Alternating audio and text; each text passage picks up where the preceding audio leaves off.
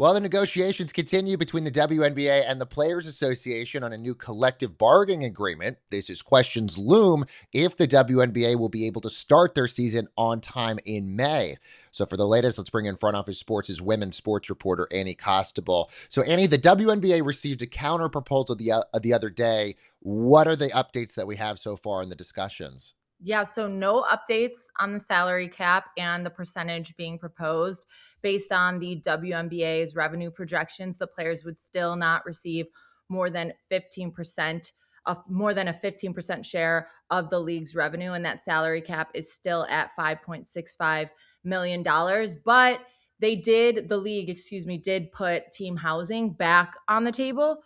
And so it's important to reiterate that this is housing going back on the table because since 1999, when the first CBA was ratified, the league has provided team housing. This was the first year that was taken off and now put back on. And that team provided housing for the entire league only carries through 2026. In 2027, team provided housing would only go to players, developmental players, and players on the league's minimum, as well as rookies. So there are some slight movement. There's slight movement in other areas, also to the 401k plan and a recognition payment for retired players.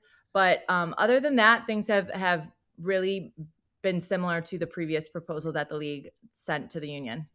Let's go back to the revenue sharing system Yeah. because and the proposals there because you've reported obviously that the league has shared a 15% revenue system with the players. The players wanting close to 27%, I think, from some of your reporting.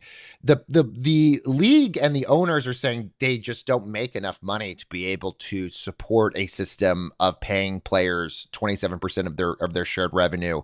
You've actually gone through some of the factors and some of the revenue from the WNBA and their owners. Does that sort of align? Does that match up? Is the mathing? Whether or not the league's math is mathing really hinges upon the ownership structure in the WNBA. And when you take a look at the league's ownership structure, you see these three buckets. There's 42% of the league that's owned by the NBA owners. Another 42% is owned by the WNBA owners. And then there's a 16% stake that belongs to an outside investor group that was brought in as part of that $75 million capital raise in 2022. And because of these three buckets and the league's reluctance to clarify how revenue is distributed amongst these stakeholders, it's very hard to break down the league's projected numbers, the league's claimed losses, because there's no clarity on how revenue is being shared throughout the league. And so when the league purports these claimed losses, there's no way to verify whether or not how the accuracy of those claimed losses without knowing the league's revenue structure and how revenue is dispersed throughout the league. What we know is the WNBA owners are responsible for the payment of salaries, coaching salaries, all of these costs that a team incurs. That 16% group isn't incurring those costs, but they are receiving a portion of revenue, and that's something that we don't have clarity on, and the league has failed to answer multiple requests for clarity on how that revenue is distributed. Um, Annie, the season's supposed to start, I believe, May 8th. And we've discussed ad nauseum before. There's a lot to do before May the 8th, besides just the collective bargaining agreement. You have two new franchises that you have to have a draft for an expansion draft. You have to have a free agency period. You have to have a training camp.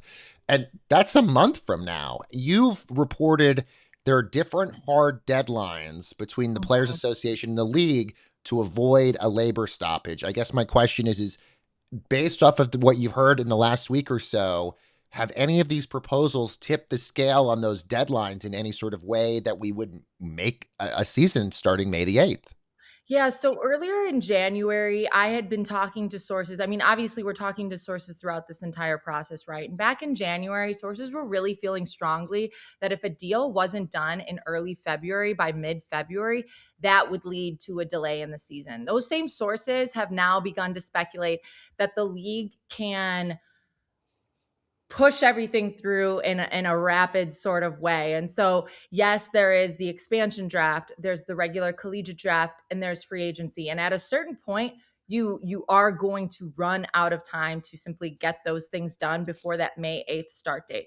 What I've been hearing is that many believe they can rush that through in the month of March, which would give them the beginning of April to obviously execute the collegiate draft and then get everyone to training camp. Now, the other component to that is who the people who really get affected by that are the free agents, are the GMs, because you're rushing something that you typically have, a Mm-hmm. lengthy window to conduct. For free agents, for example, they might not be able to take every meeting in person. They might not be able to fly to every market to meet with GMs and coaching staffs in order to see, where they want to end up. Things might have to be condensed in a way that again limits the overall experience. Now, what I believe could end up happening is free agents sign 1-year deals so that next year they're Mm-hmm. operating under this new CBA and they have that full kind of free agency window that they typically be accustomed to having.